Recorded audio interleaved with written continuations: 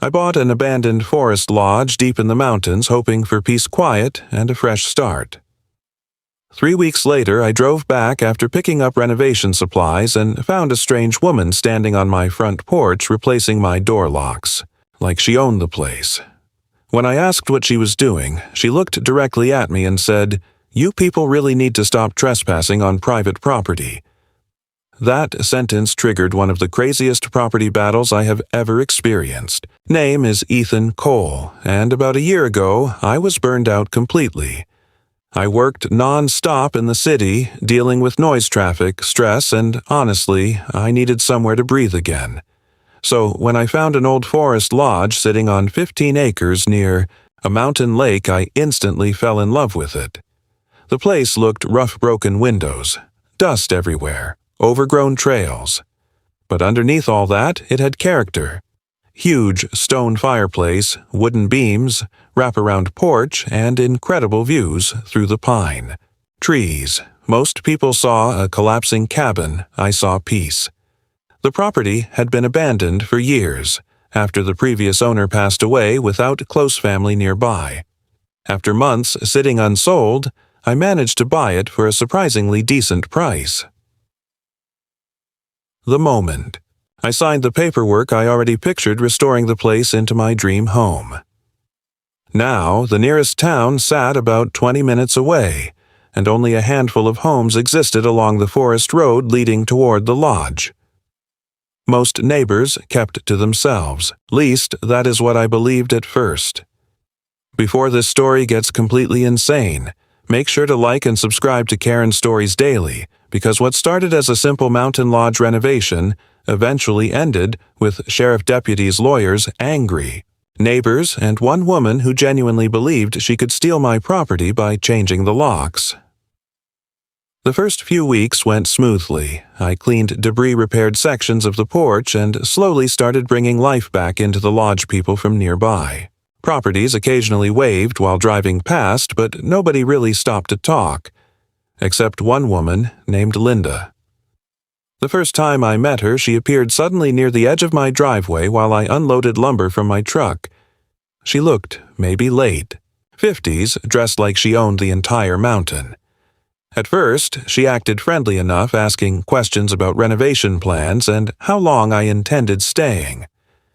But something about the conversation felt strange because she kept referring to the lodge as the old community property. I corrected her politely and explained I had legally purchased everything, including surrounding land. She smiled awkwardly and changed the subject, but honestly, the interaction felt off.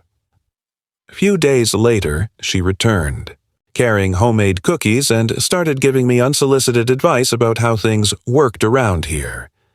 According to Linda, the previous owner allowed locals to use parts of the land freely for years, fishing near the lake, storing equipment, hiking trails. One family apparently parked campers near the property during summers.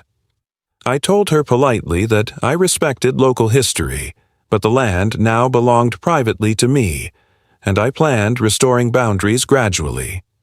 Her entire expression changed after hearing that.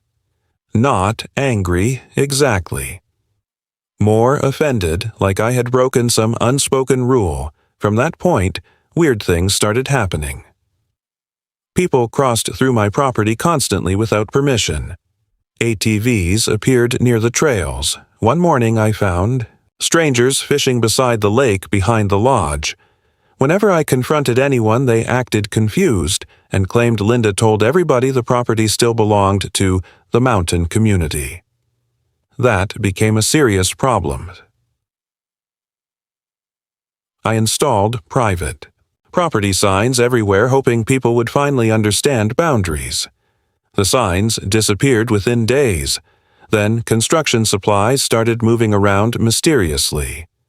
Nothing stolen exactly, just relocated.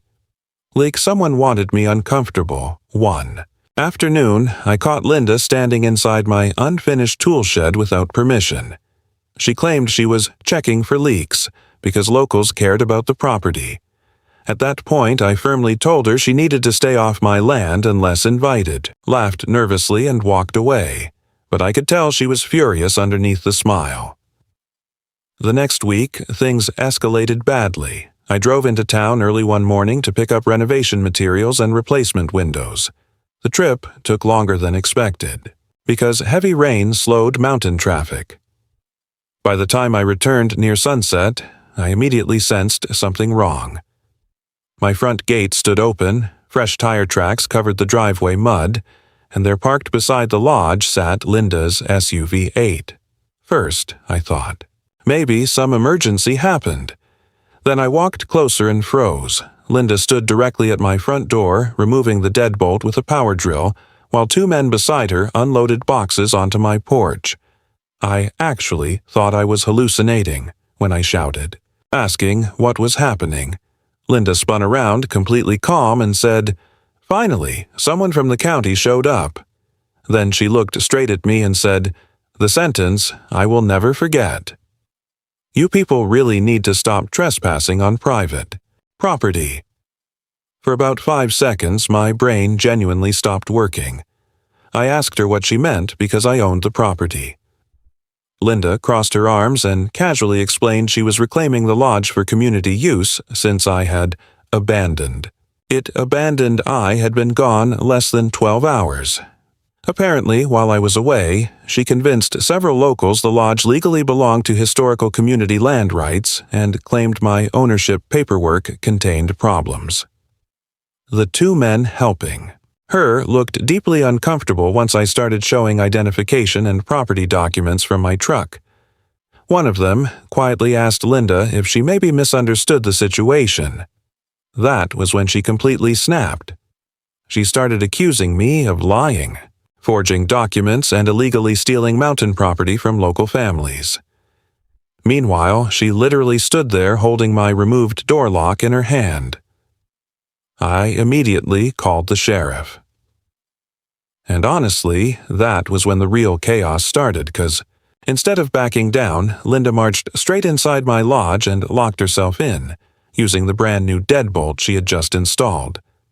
I stood outside in complete disbelief, listening to her move furniture against the doors while yelling that she refused to let outsiders steal local land.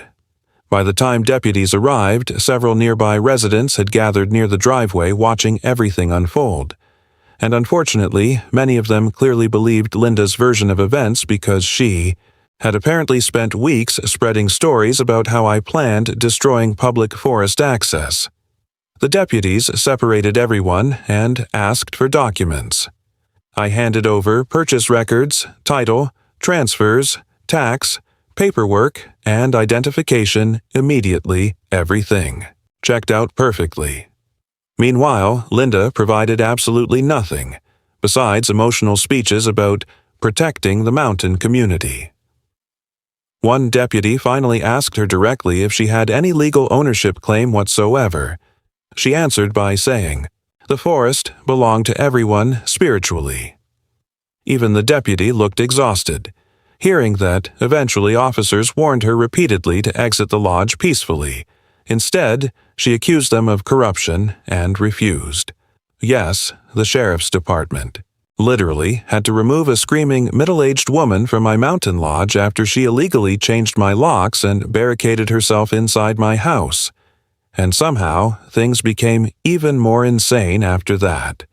Because once local news stations heard about the bizarre Forest Lodge standoff, suddenly reporters started showing up asking questions about hidden land disputes, community rebellion, and mountain property drama. And Linda absolutely loved the attention. She began giving interviews claiming wealthy outsiders were invading local traditions and stealing public spaces from residents. The problem was, none of it was true, but online people started believing her anyway, because the story sounded dramatic. Meanwhile, I was just trying to repair my damaged front door and continue renovating the property I legally bought. Then, one reporter uncovered the truth about Linda's history with the lodge, and everything changed overnight. After deputies removed Linda from the lodge, the entire story spread across the mountain town fast. At first, some people still believed her claims about community land rights, but that ended when reporters uncovered the truth. Linda had actually tried buying the lodge years earlier and became obsessed after someone else finally purchased it. Once neighbors learned that, they realized she was never protecting the community at all. She was angry because the property was no longer empty. The sheriff charged her for trespassing, damaging private property, and illegally changing my locks, and honestly, even the deputies looked shocked by how far she pushed everything. After that, people around town slowly started treating me differently. Neighbors who once avoided me began stopping by offering help with repairs. And cleanup, one older man even apologized for believing Linda's story and brought homemade food while I worked on the porch. By the end of summer, the old forest lodge finally felt like home again. Quiet mornings near the lake, warm lights through the windows, and peaceful nights without drama. Meanwhile, Linda disappeared from the area completely after losing support from almost everybody nearby. And honestly, every single time I lock my front door now, I still laugh, thinking about the moment I came home and caught someone replacing my locks on a house they did not own. If you enjoyed this story from Karen Stories Daily, make sure to like, subscribe, comment, and share this video, and tell me honestly, what would you do if somebody tried claiming your house while you were gone?